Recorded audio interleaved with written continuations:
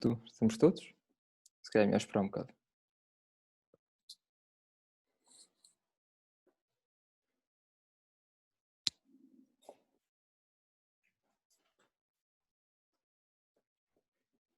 Aqui só esperar pelo primeiro minuto.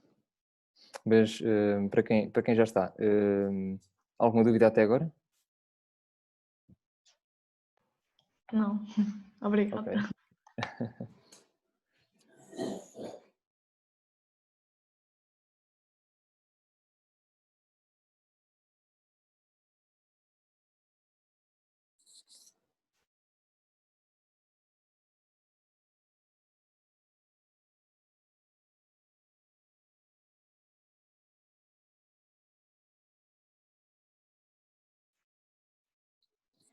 Pronto.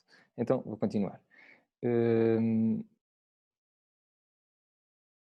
Estava a falar dos tamanhos, ok, e já cobri isto. Por fim, temos aqui uma. Pronto, são diretivas de atribuição de dados, mas aqui nós, no fundo, não atribuímos dados. Nós reservamos espaço em memória para atribuir mais tarde valores a estes espaços. Portanto, como argumento temos um n e no primeiro caso dizemos que queremos atribuir 20 bytes de espaço e no segundo 15 bytes. Por fim, isto é só por uma questão de curiosidade, pode-vos ser útil. Não sei o que é que vocês deram nas aulas, é muito por aí. Mas tem uma primeira diretiva que é align, que permite alinhar elementos. Vocês já devem ter ouvido falar disto nas aulas, mas não sei se vos foi explicado.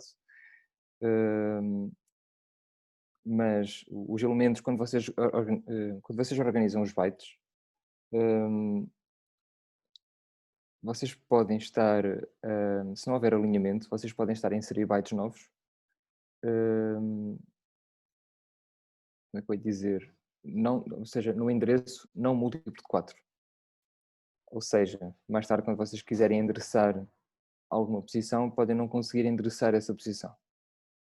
Se vocês alinharem, e geralmente alinha sempre, portanto, em múltiplos de 4, word a word, se alinharem com o valor de 2 à frente, vocês nunca vão ter o problema de terem palavras que ficam. Geralmente acontece quando vocês têm strings, em que ao escrever a string não é múltiplo de 4 em tamanho, fica a terminar a meio da memória e o que vem a seguir começa fora, ou melhor, num índice que não é múltiplo de 4. E vocês, se quiserem endereçar isso, vocês não vão conseguir, ou pelo menos não vão conseguir de uma forma fácil, porque não está alinhado em memória. Eu acho que tenho aqui um exemplo, se não me engano, que eu acho que é este. Por exemplo, a string tem 11 bytes e o array tem 20. Se nós quisermos endereçar o indício do array 1, nós não vamos conseguir porque as partes de endereço, cada uma tem 32 bits, 4 bytes, e nós ali temos um pequeno índice que está dentro destes 4 bytes. Não sei se estou a fazer sentido, mas vamos ver aqui. Portanto, nós temos os primeiros 11 bytes, os primeiros 11 estão ali os 4, mais 3. Reparem que é 11 porque eu não tenho aqui o Z. Depois temos words, e com words nós vamos ter o 1, o 2, o 3 e o 4. E isto não me permite o alinhamento. As palavras não estão alinhadas. Isto eu vou ter erros de leitura. Para fazer isto bem, eu vou colocar o align. Tenho aqui este realmente já selecionado, já me tinha esquecido disto, mas se eu colocar o align de 2, ou seja, alinhar a memória sempre palavra a palavra, 32 bits a 32 bits, ou 4 bytes a 4 bytes, já conseguimos ler e escrever corretamente. Porquê? Vamos ver como é que... não tenho aqui o exemplo com... Ok. Porquê? Porque esta palavra que aqui está, haveria aqui um salto na memória. Ia ser escrita aqui. E depois aqui estaria o 1, aqui estaria o 2, aqui estaria o 3, aqui estaria o 4 e por aí em diante. Temos aqui o global, que permite declarar etiquetas como se fossem globais, ou seja, se vocês tiverem diferentes ficheiros se for um assembly mais completo, as etiquetas ficam acessíveis noutros ficheiros. A macro permite-me simplificar, portanto, dar nome a um pequeno corpo de texto, não, de código, e o EQV permite-me fazer, por exemplo, declaração de constantes. Está aqui um exemplo que é mais rápido. Por exemplo, se eu quiser fazer um print int, que vocês têm que fazer, têm que ler como é que, têm que ver qual é que é o número para executar esse syscall. Vocês podem, em vez de estar sempre a escrever este código, podem criar um género, é como se fosse uma função, não é uma função, é uma macro, em que em pré-compilação o que vai fazer é, sempre que no código aparecer print int com um argumento, ele vai substituir esta linha com este código. Pronto.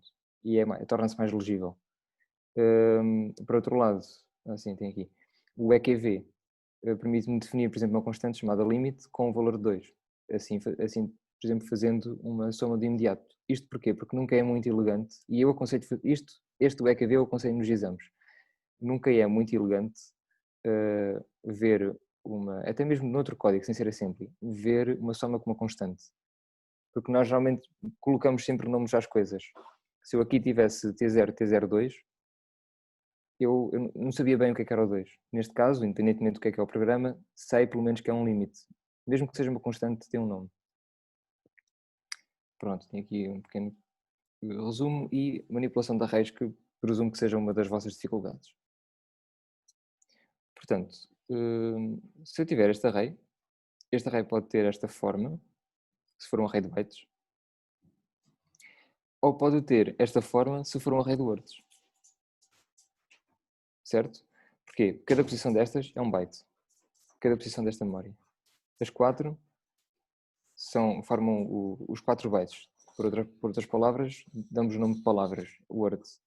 Então, os mesmos 5 índices, dependente do tipo de dados, vão ocupar diferentes... vão ter uma assinatura diferente na memória. No primeiro caso, ocupa cada um dos espaços. No último, cada conjunto de 4 bytes.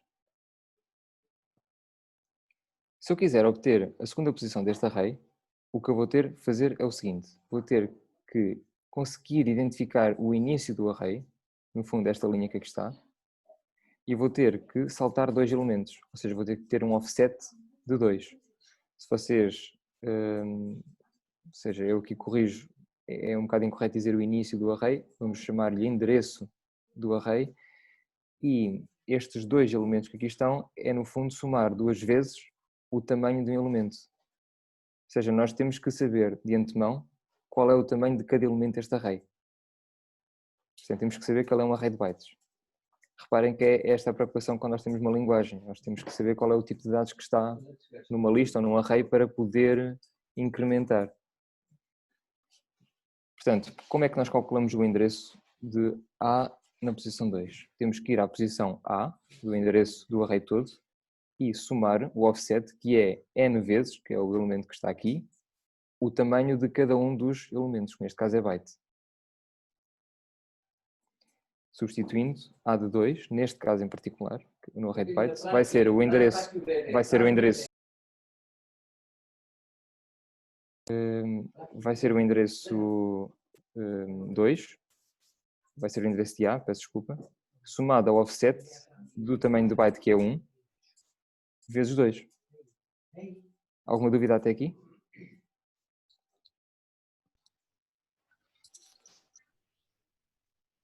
Se alguém tiver uma dúvida, diga. Interrompa, esteja à vontade. Então, quando inicializamos um array, temos logo que definir qual é o tipo de elemento que lá está dentro? Certo. Se reparares, pensa em todas as diretivas que tu tens. Sempre que... Quer dizer, só há uma diretiva que vocês não... Vocês têm que saber a priori quanto espaço é que vocês querem reservar. Mas todas as diretivas que vocês têm, por exemplo, .word, quando vocês dizem .word já estão a especificar que o tipo de elemento é uma palavra, ou seja, cada elemento vai ter 4 bytes. .byte, 1 byte, eu acho que é alf, que é no assembly, já não me recordo. Se não for é short. Mas se for esse caso, 2 bytes, ou seja, vocês indicam sempre, no caso do space, o tamanho que vocês indicarem no space torna-se importante para quando vocês mais à frente quiserem usar esse espaço, não terem espaço nem a mais nem a menos. Uhum. Então, vocês já a priori têm que saber sempre o tipo de dados. Então, por exemplo, se eu reservar um space com valor 32, eu estou a Certo. reservar space para estou a reservar espaço para exatamente uma Word. Não. Não? Atenção, com uma Word, não confundir bytes com bits. Uma Word tem 32 bits, tem 4 ok. bytes. Portanto, 4 bytes, nesse caso vais ter 4 palavras, mas vais ter, por exemplo, 32 bytes. Lamento, 4 bytes, vais ter 4 bytes, mas vais ter uma palavra. Uma Word. Ok, é tudo. Ok. Então, vou continuar. Pronto. Substituindo os valores, deu aquele índice que ali está. No caso do Word, no caso do Word, basta olhar para a expressão que está em baixo e perceber que a única coisa que vai mudar é de facto o tamanho do elemento que lá colocamos. Neste caso o elemento é uma Word, portanto vamos multiplicar por 4. Certo? Alguma dúvida?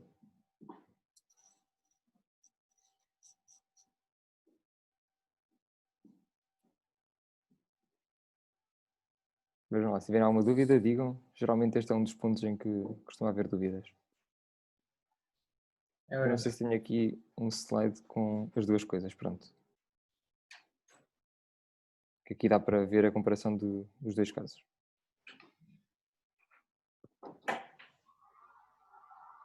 Pronto, eu vou avançar então. Em Assembly, temos então que fazer esta expressão que aqui está aos poucos. Primeiro temos que obter o endereço do array. No nosso primeiro caso o array é o A, no segundo é o B. Independentemente do caso, nós temos que usar sempre uma expressão específica que é o load address. Este load address, e aqui é que é importante vocês não confundirem valor com endereço, significa que quando eu faço LA em T0 do valor de A, o que eu estou a escrever é, em T0 estou a escrever a posição de A na memória. Ou seja, o registro T0 não vai ter um valor que nós podemos dar o valor de valor mesmo. Vai ser um endereço. Ou seja, sempre que nós fizermos aritmética sobre o conteúdo, aritmética lógica sobre o conteúdo do T0, estamos a fazer uma operação com um endereço. Mas este é o primeiro passo. Segundo, temos então que carregar a segunda posição do nosso endereço. Ora, nesta operação havia duas coisas que nos tínhamos que preocupar. Primeiro, qual era o offset, que é a razão do 2 nas duas operações, quer à esquerda, quer à direita, e qual é o tamanho do objeto, qual é o tamanho do elemento que nós queremos carregar. Em que à esquerda temos 1 e à direita temos 4. Eu aqui tenho um erro, tenho que corrigir, devo ter corrigido na altura. Não, corrigi aqui, entretanto. Ok, mas eu vou fazer aqui, rápido. E é, a instrução que está à esquerda, eu quero carregar bytes, não quero carregar words. No slide anterior eu tenho um LW, deve ser LB. Porque esta instrução é que é importante para distinguir qual é o tamanho do elemento que eu quero fazer então o cálculo, com qual eu quero fazer o cálculo do offset, do deslocamento. No caso à direita é words, portanto eu quero o 4, daí LW, à esquerda quero LB, porque eu quero byte a byte. Peço desculpa. Na escrita, o procedimento é muito semelhante, mas para isso eu preciso de ter então o espaço reservado. No primeiro caso vou ter um array A com tamanho 20, no segundo vou ter um array B com tamanho 4 e na memória isto tem o seguinte aspecto. Portanto, 20 bytes e 4 bytes. Se nós víssemos, por exemplo, em código C, eu não sei se vocês têm experiência em C ou C++, mas tem em Java e é semelhante em termos de sintaxe. Podemos ver que o primeiro espaço marcado como A pode ser atribuído, por exemplo, a um array de inteiros, porque o inteiro, o int, tem também 32 bits, 4 bytes cada elemento. Já o byte tem tamanho de 1 byte, como a palavra diz, e temos aqui 4 índices. Se eu agora quiser, na posição 2 do array A, inserir a quantidade de 161, como é que eu tenho que fazer? Ora, o procedimento é exatamente o mesmo com o carregamento, só que em vez de fazer o carregamento do valor, vamos guardar o valor. Para guardar o valor significa que eu tenho que ter o valor para já dentro de um registro. E essa é a razão de haver aquela linha que diz LI T1 161. Portanto, a ordem do load immediate não é importante. Podia estar acima. Não podia estar abaixo do SW, mas podia estar acima. Mas, de seguida, temos que fazer o carregamento do endereço, não do valor, mas do endereço da posição inicial do array A. Para isso fazemos load address para o registro T0. Repito, este registro fica então com o valor de um endereço, não de um valor de uma variável. Fica então com o endereço de A, do início do A, ao qual eu quero fazer, porque quero guardar uma palavra de 4 bytes, um store word do conteúdo em T1 na posição, portanto no 8, que ali está, que é a terceira posição, índice 2, 012, do endereço que está em T0. Alguma dúvida nisto? Não percebi porque é que é 8. Porque é que é 8? Pronto. Então, espera aí, deixa-me ver aqui.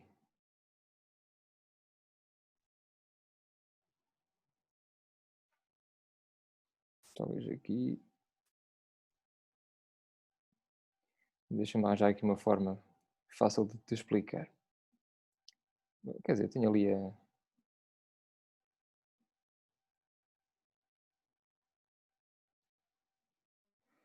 Deixa-me arranjar aqui uma forma alternativa de explicar isto.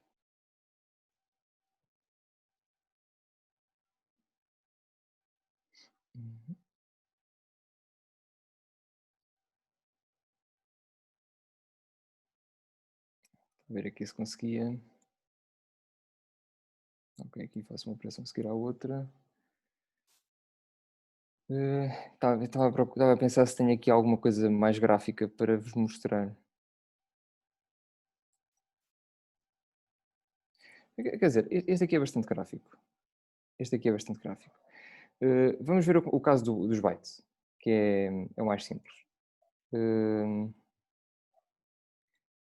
Eu acho que não estou aqui a cometer nenhuma gafe, porque eu tinha que. Eu não tenho nenhum simulador, não tenho um emulador de MIPS.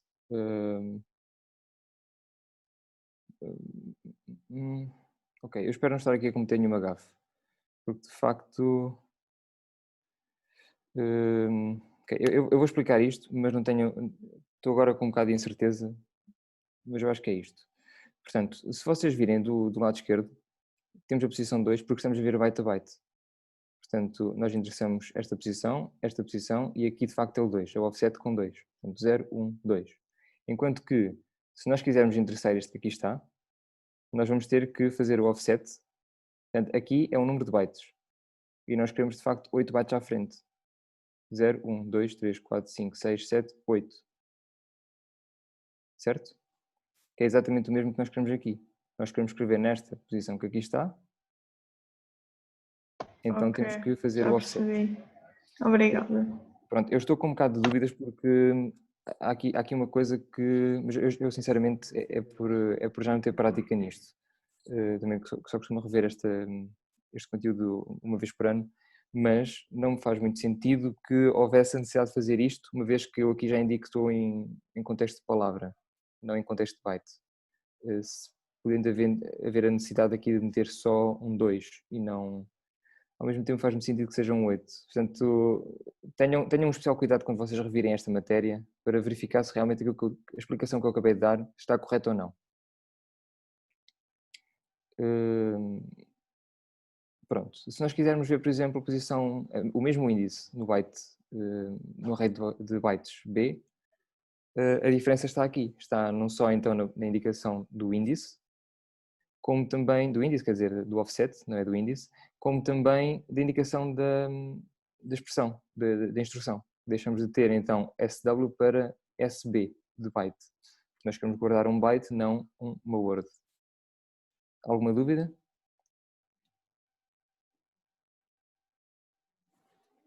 Eu posso continuar? Ok, então eu vou continuar. Iterar sobre os arrays. Há aqui uma questão que é, este offset que aqui está, é um offset que está patente à própria instrução. Ou seja, eu não posso mudar a instrução depois compilada. Eu não posso alterar este valor de forma programática. Para isso, o que é que eu tenho que fazer? Tenho que alterar o endereço de origem, o endereço base. E incrementar no meu endereço base a posição que eu quero. Vamos considerar então este array. E vamos tentar iterar. Portanto, eu tenho um array 1, 2, 3, 4, 5, que são cada um elementos inteiros, e quero iterar sobre ele. Quero fazer o print de cada um destes valores. Portanto, à nossa esquerda temos o código assembly, à nossa direita a função, vamos dizer que está em Java, se bem que seria em C. Então, primeiro, temos que ter o array. Para isso fazemos um array, neste caso com o nome A, que tem 1, 2, 3, 4, 5 palavras. E o nosso body vai ser o nosso print int. Portanto, nós não temos que saber como é que o print vai ser feito. Não interessa. Mas nós temos um print int de um valor que está em T2. Agora, como é que o valor vai ter a T2? Ora, o for que ali está é o for que faz então o int igual a 0 até com o i menor que 5 até atingir um valor até atingir o valor desejado, até atingir o valor de 5. Como é que podemos verificar isso? Então, i igual a 0. Está aqui. Temos um li, em que em T0, que é o nosso i, recebemos o valor de 0. Depois, a operação que nós temos, a comparação, é um i menor que. Se nós virmos, e que nós podemos ver os slides anteriores que eu mostrei há bocado, o for, nós tínhamos a necessidade de inverter a lógica para fazer o salto quando era positivo e não quando é negativo. Porque pela natureza do for, ele faz o salto só quando é negativo. Nós só queremos desistir do ciclo quando deixamos de poder respeitar a condição. Faz sentido até aqui, certo? Pronto, então nós temos que fazer a condição de i maior ou igual que 5. Para isso temos então um branch, que é o branch greater or equal than. Para isso usamos o BGE então, com o i, que é o T0, 5, e se for verdade, vamos para a etiqueta com o nome end. Dentro temos o incremento do i, de uma posição, portanto T0, T01, e o salto para o for, para repetir o ciclo. Dentro do nosso print, que é o que nós queremos, é como é que obtemos o valor T2, isto significa que vamos ter que carregar o valor em T2 portanto, do array. Do array que tem um offset 0, porque eu disse que o offset não podia ser alterado, nós não podemos alterar este offset na linguagem, enquanto programamos, mas do que está em T1. Em T1 o que é que tem que estar? Tem que estar o endereço do A. Eu estou a desconstruir o programa, para vocês perceberem. Vamos ver então com cuidado o que aqui está. Nós, e isto acho que é o programa já completo, nós inicialmente temos um load address para S0, em que carregamos o quê? Não o valor, mas o endereço do array A. Então este é o primeiro endereço do array A. Quando entramos no for, fazemos um shift left logical, que é a mesma coisa, portanto, por 2, para a posição T1 do que está em T0. Ou seja, vamos fazer uma operação aritmética sobre um endereço. Porquê? Porque agora, a cada incremento, eu quero o quê? Quero que seja feito um shift left logical de 2 para passar para a posição seguinte.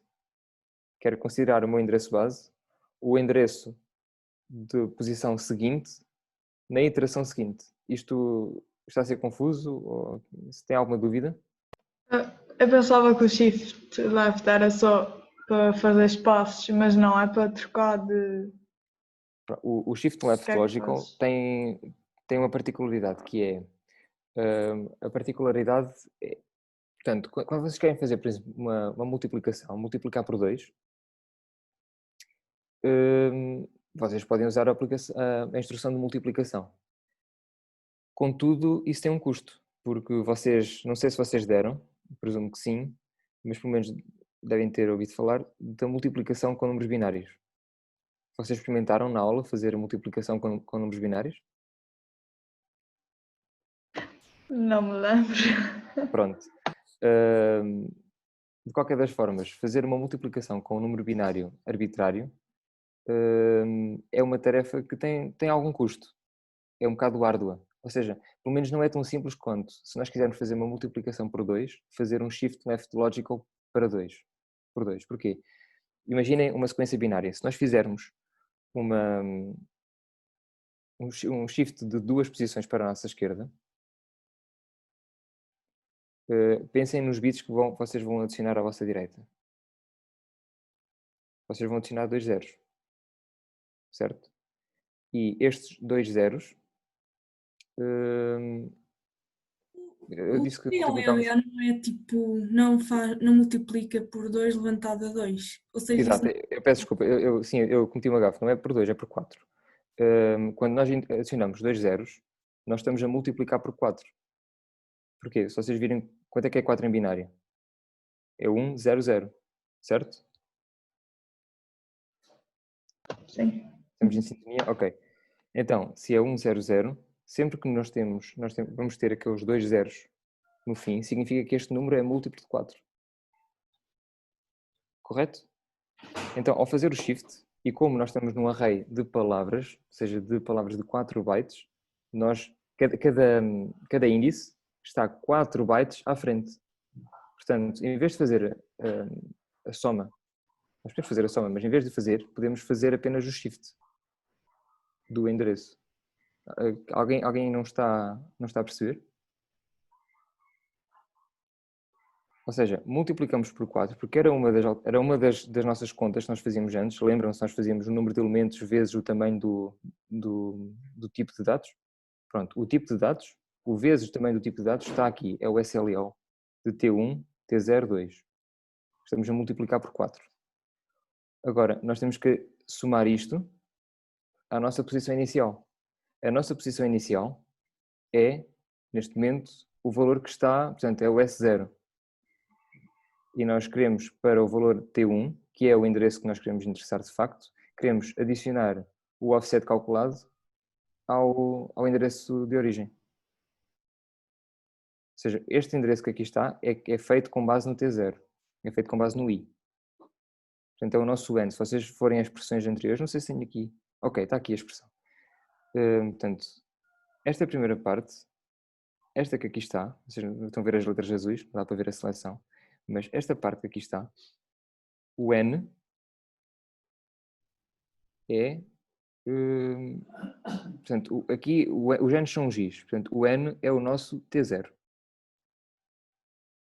Este 2 que aqui está é o que permite fazer a multiplicação por 4. Multiplicação por 4 é representativa de que as nossas palavras são de 4 bytes. Portanto, estamos a falar desta parte que aqui está. Ou seja, o SLL cobre esta segunda parte da nossa expressão. A primeira parte, o endereço A, está no LA, que está guardado em S0. Ou seja, esta soma está na soma do S0 com T1. Alguém não percebeu alguma coisa? Ou quer que eu repita?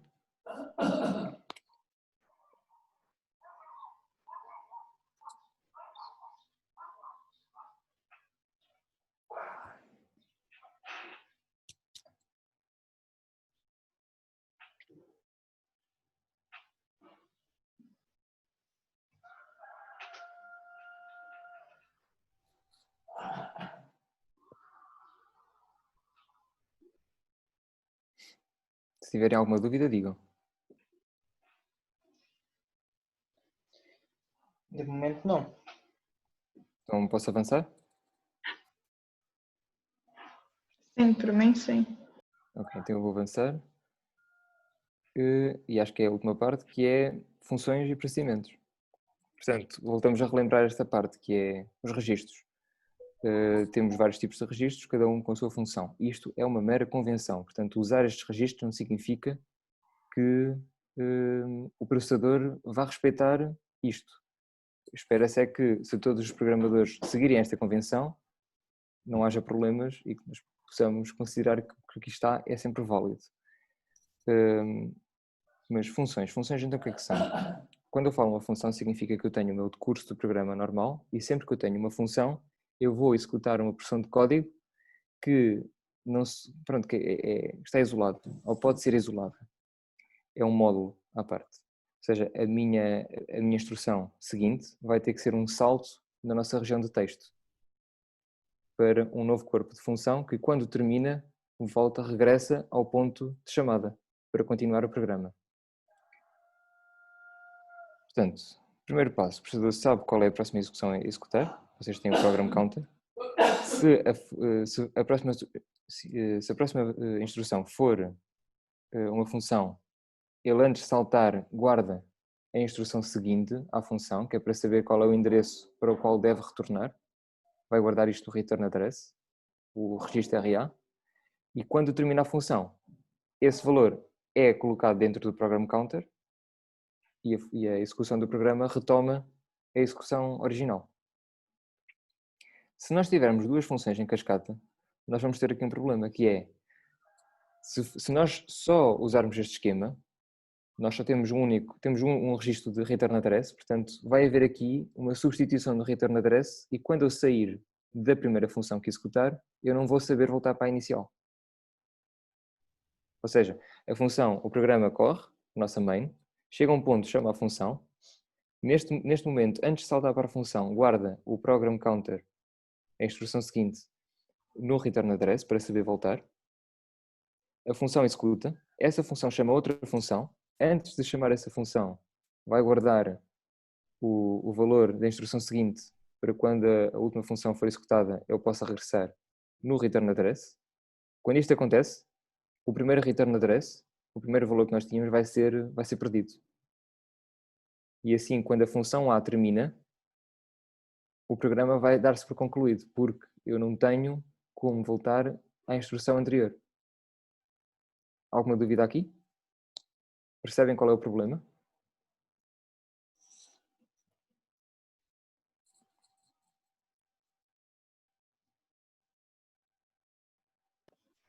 Deixa eu repetir isso, faz favor.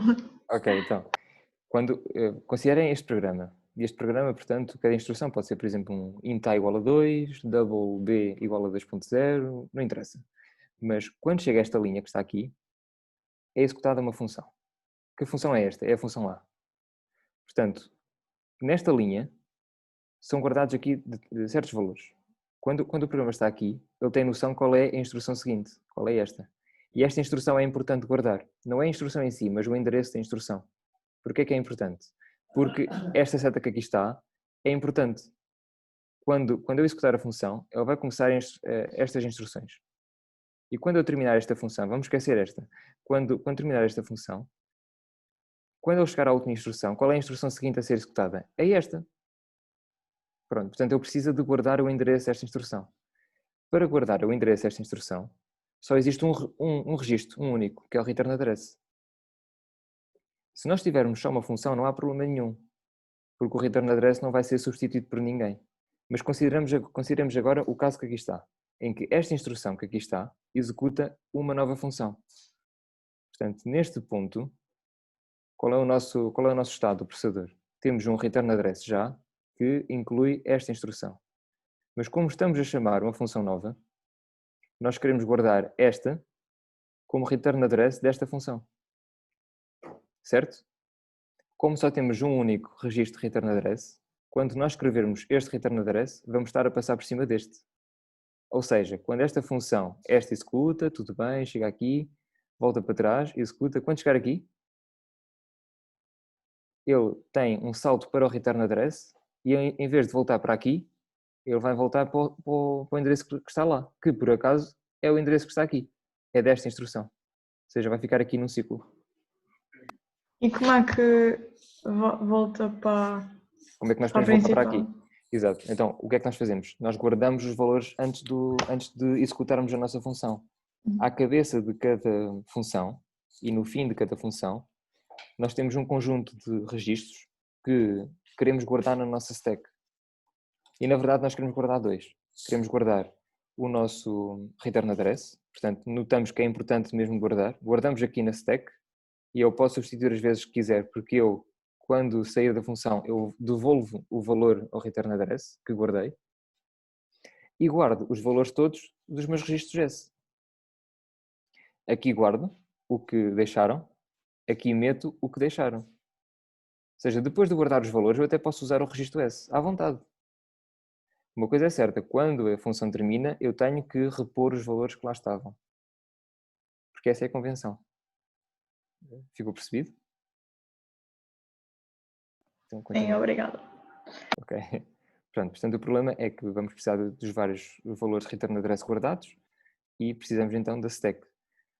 A stack é, não sei se vocês têm noção da memória, mas a stack é uma região de memória que cresce em direção oposta aos dados que nós guardamos na memória.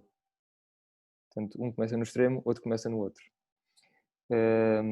E há a convenção de uso. Portanto, as funções invocadoras, os callers, têm que guardar valores que queiram do TX, dos temporários, em registros S. Caso contrário, vão-se perder. Já as funções que são invocadas, as chamadas, para manter sempre esta convenção, têm que guardar os valores dos registros S. Sempre. É uma questão de responsabilidade. Então vamos ver como é que funciona a função emips. Portanto, temos isto, os retornos, registros Vs, variáveis internas, vamos sempre guardar nos S e argumentos em A. Cada função aloca espaço suficiente para ela na stack. Portanto, sempre que quisermos usar estes valores, temos que alocar o espaço na stack. Temos que guardar os valores. Na verdade, vamos guardar sempre estes. Os argumentos e retornos, não vamos querer isso. Portanto, a stack cresce sempre no sentido oposto à memória. E tem um ponteiro, que é o stack pointer. Este ponteiro indica-me a posição atual da stack. Vamos criar uma função, por exemplo, que usa 3 variáveis. Então o que é que nós fazemos? Temos que, primeiro, decrementar o stack pointer. Atenção que o stack funciona ao contrário, portanto cresce de forma oposta. Ou seja, eu tenho que decrementar, neste caso 12. Porquê? Porque nós queremos guardar 3 variáveis. 3 vezes 4, 12. Portanto, primeiro passo. Decrementar o stack pointer. E ficou ali. Segundo passo. Guardar a primeira palavra. Guardar a segunda. Guardar a terceira. Está percebido?